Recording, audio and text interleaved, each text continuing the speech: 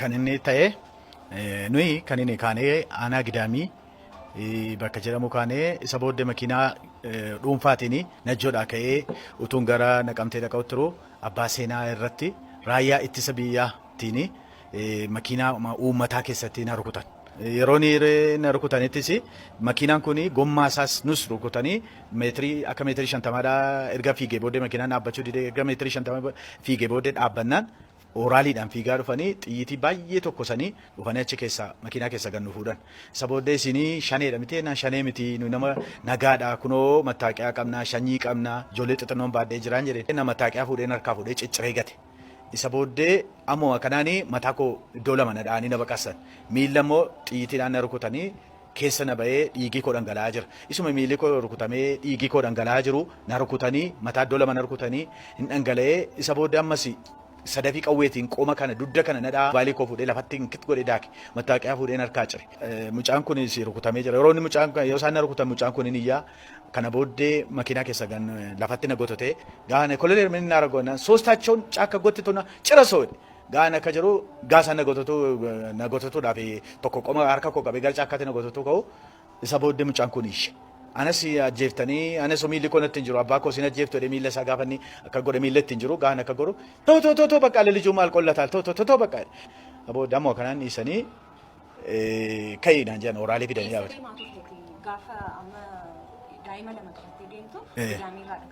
Gara naqamtee dhimmuma ijoollee kananii samarii gannaa oolmaa daa'immanii akka isaan baratanii fi ganna kana ji'a lama barsiisuu naan jennaan fira bira kaa'ee barsiifachuudhaaf fide. Yeroo daa'imni kuni daa'ima kanatti itti siqaniitu kan rukutanii jettee jirta.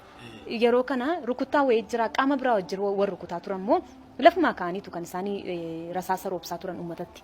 Lafumaa kaanii bukkee madaabatee gommaadhuma rukutee isa booddee nuttis tokko kana booddee ka'inaan jedhee. Ufee maal akkamittiin kaa miilloon natti hin jiru mucaan kosoo natti hin jiru mucaa baadheen jira ofii kosoo miilli natti hin jiru jedhee naatiin taras sadeetu ammas mangalgaa keessa dhiittaa natti kenna. Achuma tokko achuma waraanaan dhaabataa qawwee natti qabee maaloo dhala namaa miti ati mucaa kan harkaa fuudhi maaloo jedhee achuma mucaa dhiiguma jen akkattiin ammaareen harkaa fuudhee booddee ka'inaan jedhan makiinaa qaqqabadeen oraalii bira gahe. Miilla tokkoon gaafa ga'u anoo danda'ee oraalii yaabuu tamiin godhaan jedhee udduu kollaa fuudhiin jedhee achumaan moo kollaa fuudhee irratti na darbate. Cumaan beenchii fidanii kaa'anii beenchii masaarra taa'inaan jedhe nan taa'ee mucaa fidanii natti kennan nan baadhe kilaashii fidanii natti hirkisan. Sabooddee footoo ansaabbatu bakka. Akkati waraana bilisummaa Oromoo fakkaattuuf immoo maali ergamni isaan kana godhaniif? Waraana shaneeti kan jedhu naanitu mucaas fidee akkamattiin baadhaa kilaashii fidee natti. Maali qaamni shanee jedhamu kun waan haaraadha waan qobaatti qindaa'ee sochii taasisutu jira naannoo keessa. Wanti tokko hin jiru. Humni shaneedha ani jedhee ba'ee uummata kana dararaa jiru jira. Hin agarre. Nageenya sanii. Tolemee obbo Tasfaayee kanan si gaafadhu yeroo sochii taasistu ati daa'ima keessiifanii fi kakuu wajjin uummanni illee jiru jettee jirta konkolaataa keessa. Konkolaataa nama nagaatii akkuma koo shufeerii biradaatii namni tokko birrii 150 kaffalee keessa jira. Kana haala na Ibrahim jiru naqamtee matti galaa jiru makiinichi. Mummoo nama mucaa ijoollee makana lamaanii fi nama sana nama jaadu waadha. Isa booddee gaafa isaan qawwee kana nutti tokko sanii jarri lubbuudha waan ta'eef achuma matreeziinis tokkaa jira oraaliinis fiigaa itti atumaatikii mattumaa jira waan ta'eef jarri gabbii nama keessaa ba'anii matuu balixan harkuma duwwaadhaa nama dhuunfaadha birrii 150 kaffalee shaanxaa tokkittii baata mucichi maganaanyaadhaan maal jedhaani oneegii nama 40 keessa ture shanee nama 4 keessa ture 4 keessaa 3 irra kutaman ta'e irra kutamne ta'e beenu gabbinaa keessa ba'anii hin dhabne tokko garuu rukunnee qabne irraa jedheetu akka itti maganaanyaa godhe. Fuudhanii gara dhidheessa masalxanyaatti na geessan mana hidhaatti. Isa booddee nu geessanii sirrii keenya ijoollee lachuu wajjin haqanii nu hidhanii mana hidhaa keessatti haqanii mana qorichaa lafa xaabiyaa isaanii sanatti na geessanii lafa na raffisanii mucaas lafuma raffisanii isa booddee hakiimootii dhufanii tajaajila jalqabaa faashaa maanii hidhaniif mucaadha. Mucaan gaafa faashaadhaan hidhanii du'uu ka'e. Ittan maateen iyyee lubbuun game achumaan hakimii warma dedeemee halkan sana nu gaafatuuni maalii mucaan na jalaa du'eera maaloo baay'ee bu'aa jira wanti isin qayyartaniif hin jiru qorichiin jedheen achumaan dhufanii nuyi amma hakimii keenya gooneerraa fi qoyimee koreedhaan mari'atanii gara riferaal hospitaaliitti dabarsinaadha. Ishiin jedheen ammuma kana dhufanii wayyaan irra hin jiru wayyaan irraa baafatanii. Wayyaa gaafa jettu uffattee baasanii natti baafatanii gatan. Isaantu jechuudha. Shurraabii tokkoo fi paantii tokko ittiin natti jira. Shaanxaa koo isin fudhatan. Wayyaa ijoollee kana fayyaasaa fudhatanii mucaan immoo tiishartii tokkoof jaakkeetti tokko keetaa jaakkeetticha yeroo sanatti baadhimanii ittiin jiraatu jaakkeetticha immoo fuudhanii abiddatti qabsiisan. Uffata daa'imaa moo? Mucaa isa rukutamee kana jaakkeetti isaa achumatti guban abiddaan makiinaa isaa biratti. Isa booddee achii fuudhanii mucaa referal hospitaalitti gara hospitaala Naqamteetti gaafa fidanii Naqamteedhaa tajaajiluu hin dandeenye hiddi citeeraa lafeen itti dhumeera wanti hundumtuu tajaajiluu hin dandeenye gara Xuqur Ambassaatti dabarsaa. Dhiifama haasaa kee addaan kutuu hin ta'iniiti yeroo hospitaalatti daa'ima kee kana erganii ati rukutamtee jirta rasaasaanii.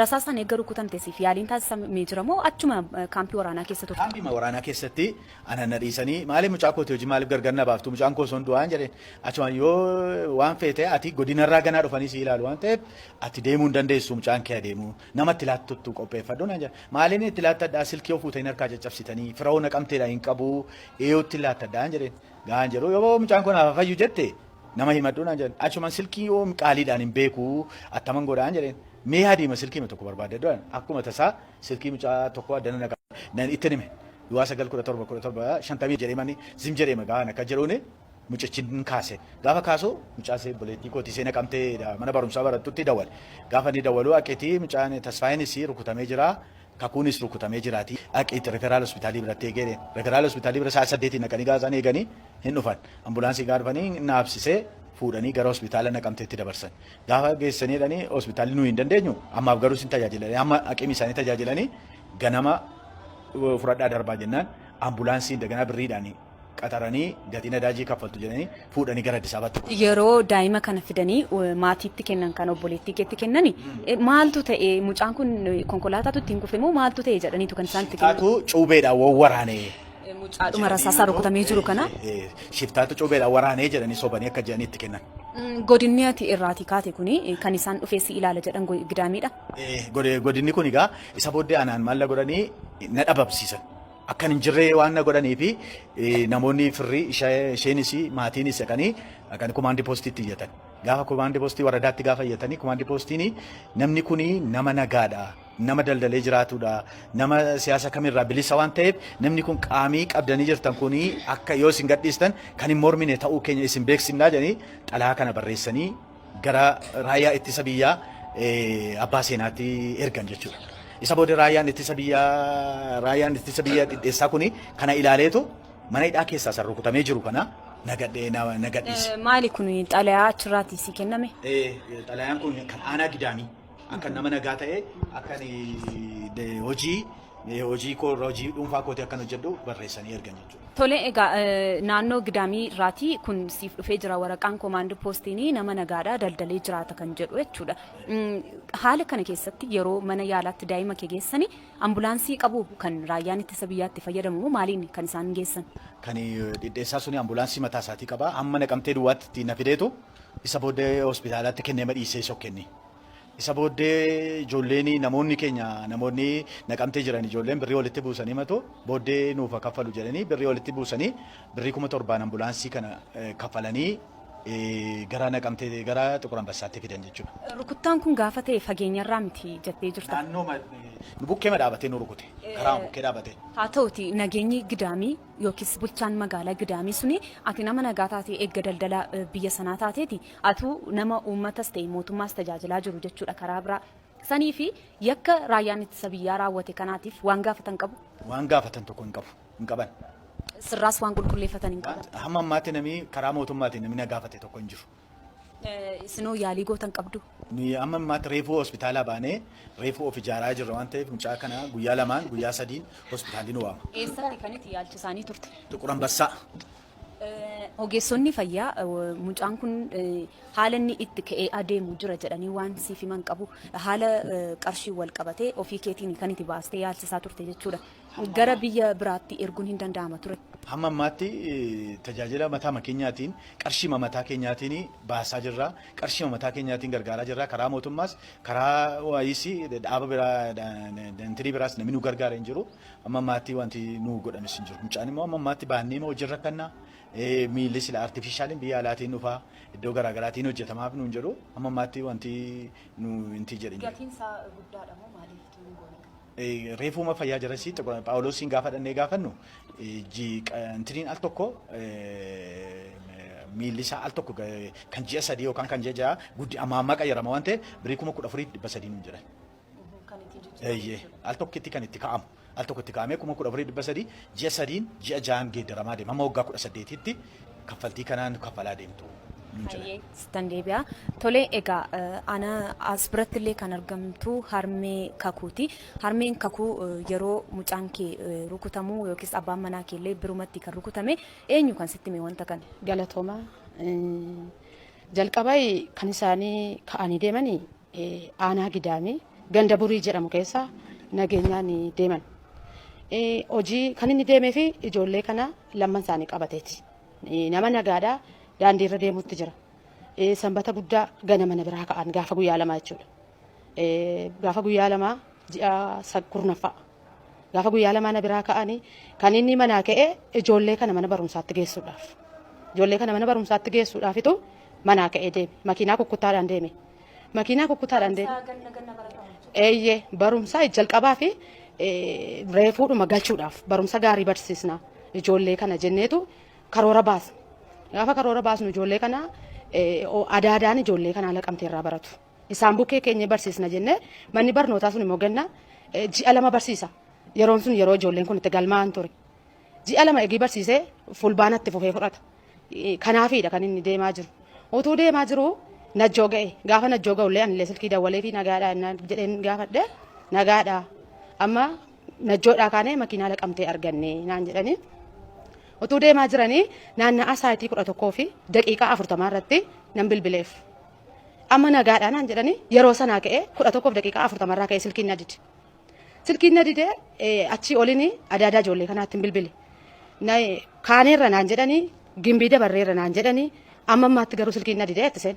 Utuun cannaqamu utuun silkii dawwaluu silkiin na dide kan isaa hojjechuu dide utuun cannaqamuun sa'aatii 3 fi daqiiqaa 40 ga'e halkan keessa. 3 fi daqiiqaa 40 gaafan ga'u naannoo keenya iddoo keenya niitoorkiin hin bade. Gaafa niitoorkiin badu hin bari'e lafti. Gaafa lafi bari'u sa'aatii tokko keessan silkii bilbile amma silkiin kan isaa naddi.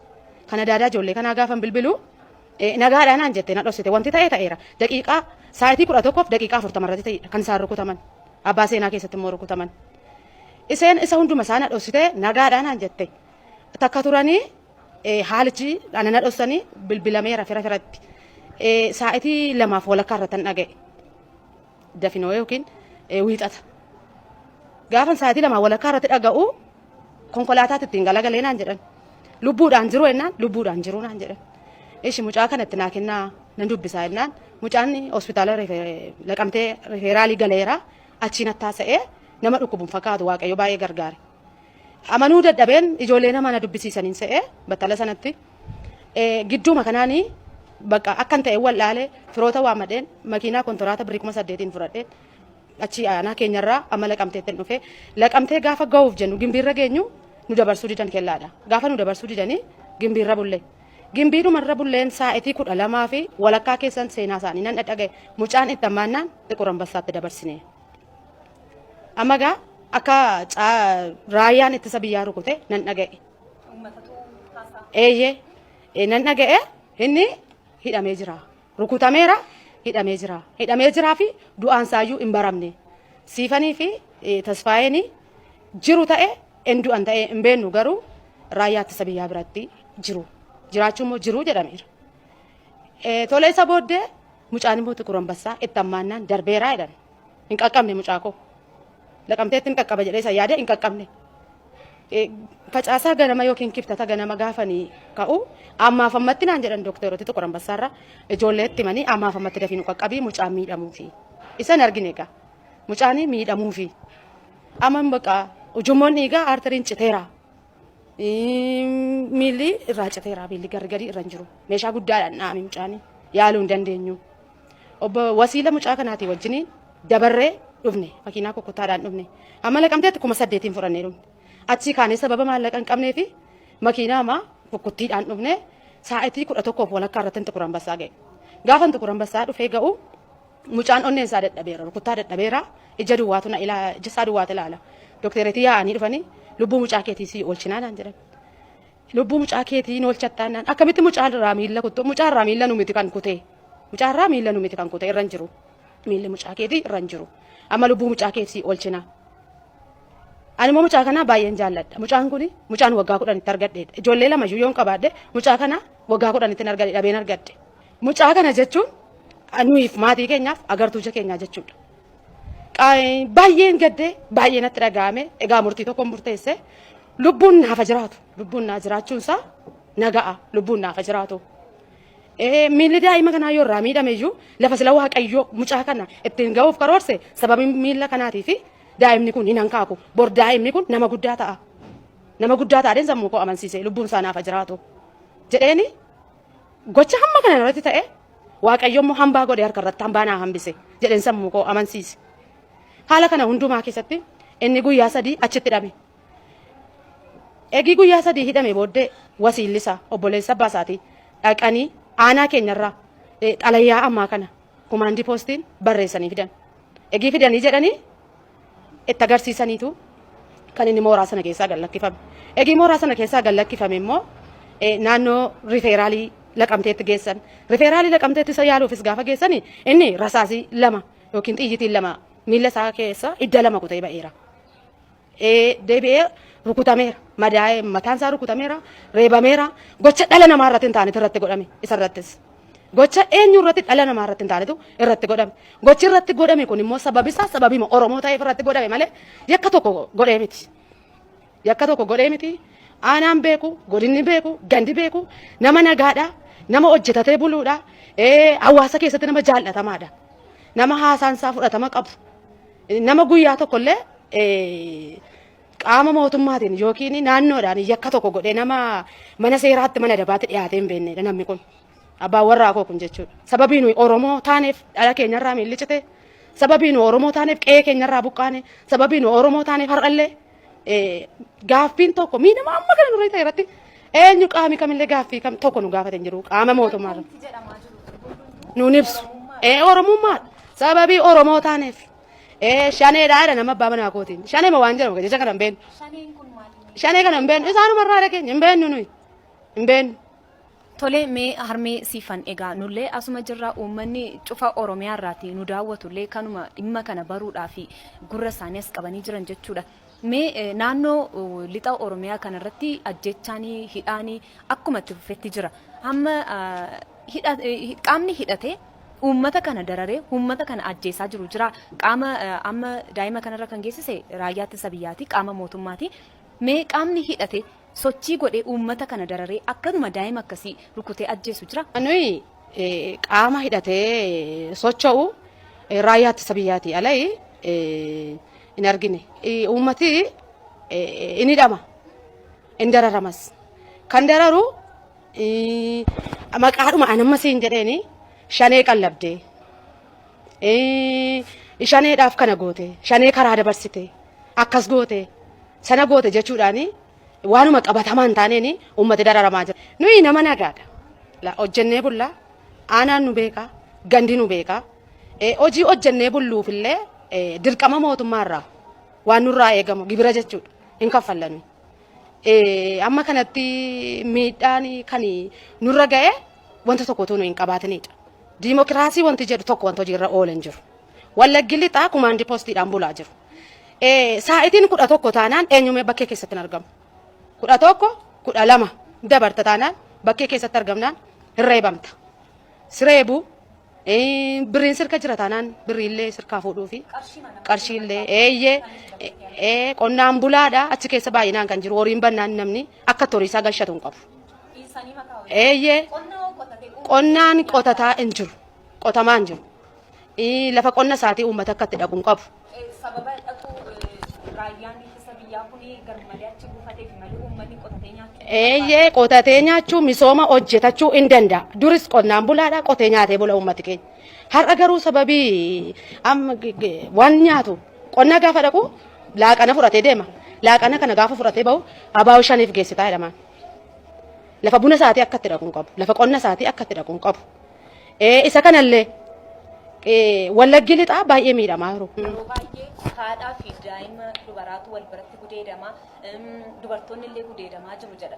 Kun dhuguma waanuma ta'ee achitti mul'achaa jirudha. Haqaa kun. Gochi kun jira. Ijoolleen durbaa nagaan ba'anii nagaan galuu hin danda'an. Mirga guutuu hin qaban. Gochi kun immoo gocha baay'ee Oromoon aadaa qaba, safuu qaba. Akkasitti haasa'uunsaallee namatti hin tolu. Garuu waan suukanneessaadha wanti amma ta'aa jiru achirratti. Isa kanaaf mootummaan amma biyya bulchaa jiru kanallee jirullee kana utuu irratti hojjetanii Wallagga lixaaf utuu ilaalchi godhame, utuu ilaalame baay'ee bareedaadha. Gochi nurratti ta'e kun nu duwwaa irratti ta'aa jiru. Warra kaan mana keessaa gadi fuudhanii ajjeesaa jiru.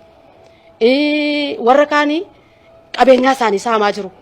Silaa yeroo Oromoon amma biyya bulchaa jiru kanatti mirga guutuu kan argatu, kan nagaan bahee nagaan galu, kan barattootillee nagaan baratanii nagaan mana isaaniitti galanii amma kun hundumtuu hin jiru. Miidhaa, dararama isa duraa caale. Wanti ta'aa jiru keessumaa waggaa tokko asitti wanti ta'aa jiru waan gurra namaa suukanneessudha.